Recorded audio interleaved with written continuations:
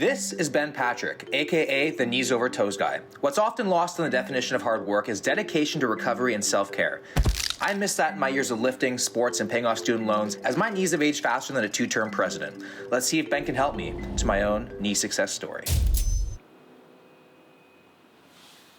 I have the worst knees that you could possibly imagine. I like to say that they're kind of like a rusted over Corolla. They can get me places, but there's a threat it's gonna break down. You got better knees than I started with. Really? Way better. He was saying you have an artificial calf. Partially artificial kneecap on this side, yeah. So is that considered natural? So you're not natty knees. The stuff yeah, exactly. Yeah. The stuff I've had in this knee, I wasn't supposed to be trying to play sports again. Wow. And I couldn't even dunk before I started this stuff. I'm excited for this one. You can grow knees. They have You can anabolic grow your properties. knees? Yep, anabolic Really? properties in the knee, that's right. So you're doing like 8 to 12 reps today kind of thing, like reps? A couple of years ago I did 100,000 steps in one day. It's 85 kilometers. And that's where I started to notice it. Oh my! It's hard for me to run, hard for me to like squat, everything. So it's really, really bad. You know, people call it like right knee, left knee. I call this one Anakin because this one's like lost to the darkness, and then this one's Obi-Wan because this is like my only hope. But it's like getting bad. This one's like getting bad because I feel like I'm compromising on this side. The muscles can get blood flow easier. As you go to the tendon, holding the muscle to the bone, less blood supply. Then as you go all the way into the ligament, like you probably had some serious stuff happen that day. Yeah. Even less blood supply. What scared everyone away from knees over toes? When your knee goes over your toe, it was found back in the 70s. That's a bad thing, right? Wasn't it? Well, it was found it puts more pressure on your knee. Yeah. But now that's what the last 4 decades have shown, is that that's actually how you develop an area. Let's get into it.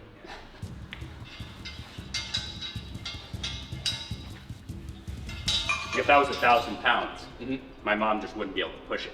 Yeah. But she wouldn't die. But imagine if I put a squat on her for 1,000 pounds. Right. This, the sled, means the weight's not bearing down on you. I would advise you to do 2 to 3 days a week. You just keep that sled at the same pace as mine. This is like knees meet CrossFit, man. This is like cardio too. I'm feeling that quite a bit. Take like a 1-inch step. Push through your toes, almost like you're moonwalking. Okay. Yeah. Take small steps. Compared to the further exercises we're gonna do, this is the one that's safest to do more often. That sounds ridiculous, but I advise people to put in 100 miles backward. Oh, wow. Yeah, that would be the equivalent of like getting a really good pump backward 2 to 3 times a week for like 2 to 3 years. I'm not like trying to give you a cardio workout, keep going. I wasn't expecting that. But in 2 to 3 years, I think it's totally reasonable to build a different set of knee joints than you have right now. And does building your knees? Oh my God. Keep going. Holy shit, dude.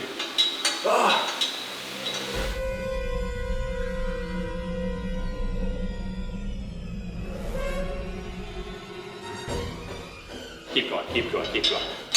We're chasing that pup, let's keep going. I think I've already found it. Okay, good. Found it a few laps ago. Good, then we'll leave it there. Okay.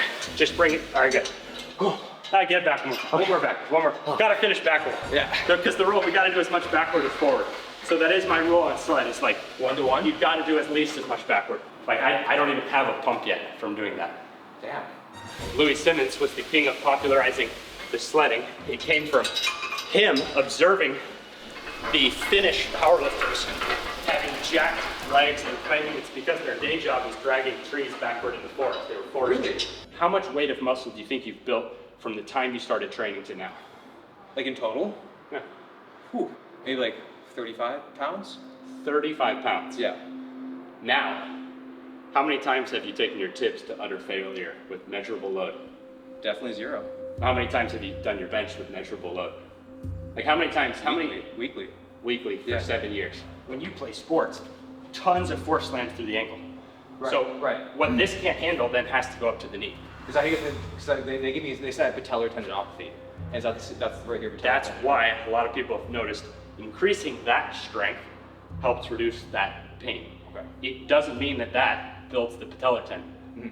You guys walked in here cold and I'm doing all this shit. Yeah. Because I've built up the inside. So this does not directly build the knee, but it helps protect the knee. It's the first line of defense for the knee. Flex the toes up, that's it. Slowly stretch down. I feel it immediately right here. Yeah, so let's go lighter. Okay.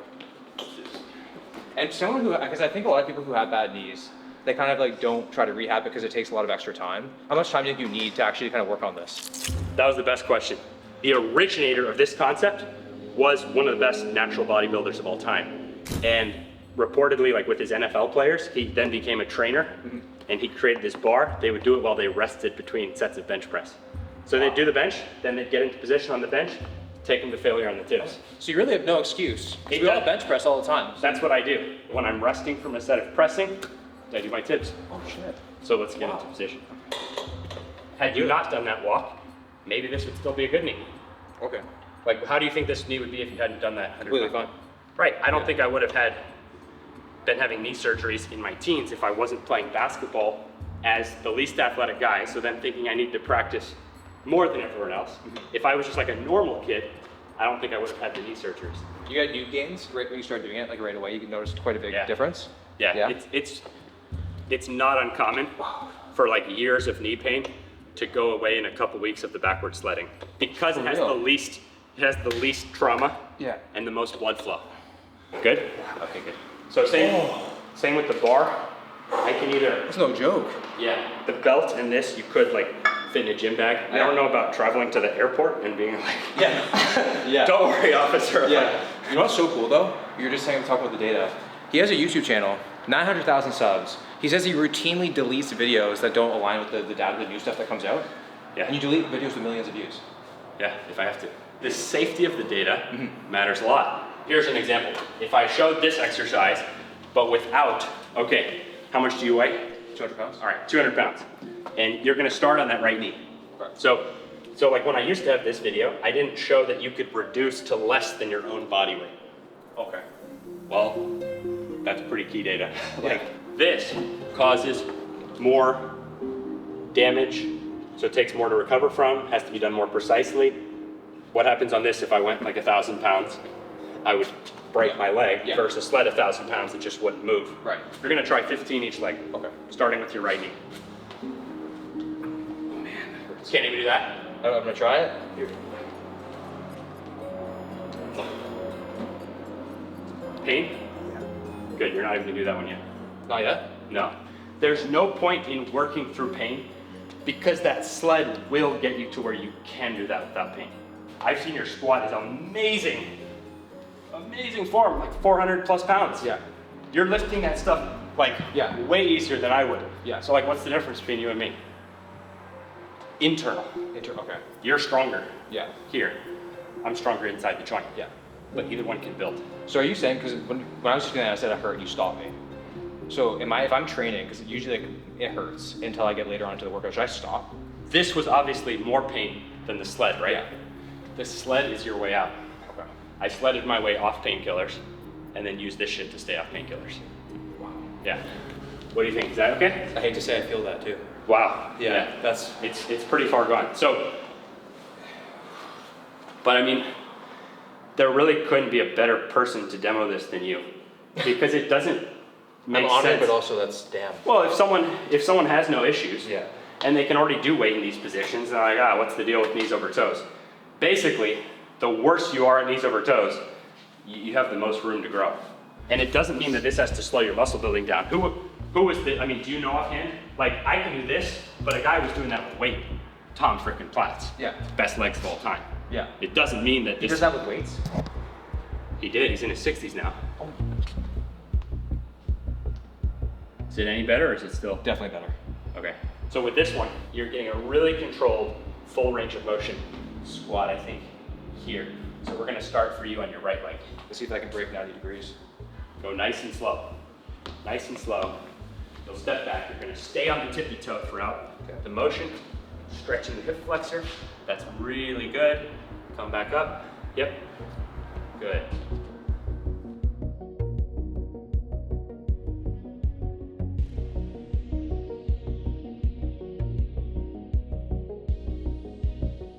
I feel it all here.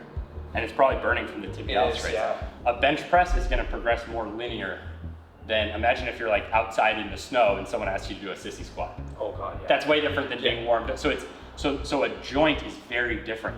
So I will show like what's considered the standard. With this one, about a 6-inch step. Yep. You could use bumper plates or a step, heel elevated, half body weight, controlling to the heel, 15 reps. Over time, Some people get mobile enough ankles that I've gone 10 years now without a knee injury.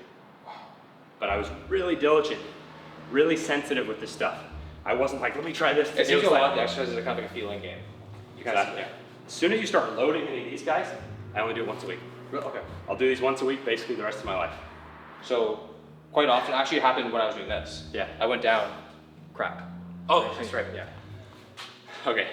Theoretically, I could have the most bulletproof knees in the world, drop off a skyscraper, land like that, and I might have some knee crackling. Yeah. It doesn't mean that the knee is weak, but I would say, just in observation, it does seem like an indicator. And you want to see that gradually come Mine's down. if you like pour milk into Rice Krispies, you're... On that exercise, you want to see that gradually all come down. I think bodybuilders are kind of like inherently like idiots because like we just want to like push through, and I'm like, I don't want to take a day off. So I'm like cracking all the time. I'm just like, screw it. Yeah, it's a really good point. Here's really good news. Yep, it's totally normal. That's really good.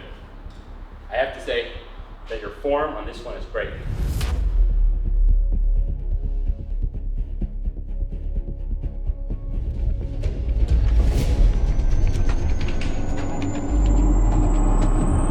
Okay. Yeah, that was it. That was all the exercises? Yeah, that's your next 2 to 3 years Seriously? of implementing that in moderation. What's in this video? Wow, that's crazy. The reason this stuff is blown up is because it's freaking fun to go in and get a workout and not be in freaking pain. Yeah. It fucking sucks to be in pain. It does, man. Or to do physio that you know isn't working. In the 70s, no knees over toes. Now, 164 research papers later, concluded, unfounded. The amount of physios who are now doing my stuff and using it in patients and saying this is the gold standard of knees, absolutely. It's happening constantly. So would this help your vertical as well? My vertical has doubled. Wow, I have one of the greatest known jump chains. Reached my 20s, had never grabbed the rim. Now I'm throwing down dunks every which way. But I measurably got stronger in the literal position of jumping higher. And the knee is the biggest barrier to jumping. The number one thing that stops people from jumping higher is knee pain, knee problems. So you coach somebody to an 1,000-pound squat, right? Yep. And a 700-pound squat? Yep. And it's all using the stuff from today? Yep. And with 12 years of experience, you can do something like this. I'm gonna get there one day. I am, no, I don't think I'm gonna get there one day. All right, so for his last trick, we're in the ocean. So how do you check the temperature? You just kind of... I mean, why would you reach down with the hand when you can just feel it out with your knees? Pretty good. All right. Damn, man. Now, I want to try doing that too, but I probably need to take my shirt off and put a swimsuit on. But it was a pleasure today. Yep. Thank you very much. I feel like I'm gonna be a new man in a couple of years. He has a sick app. All of his equipment is in the description as well as his YouTube channel. So I'm gonna wrap it up here. If you guys enjoyed the video, make sure to drop it a like, subscribe to the channel if you're new, and I'll see you guys in the next one.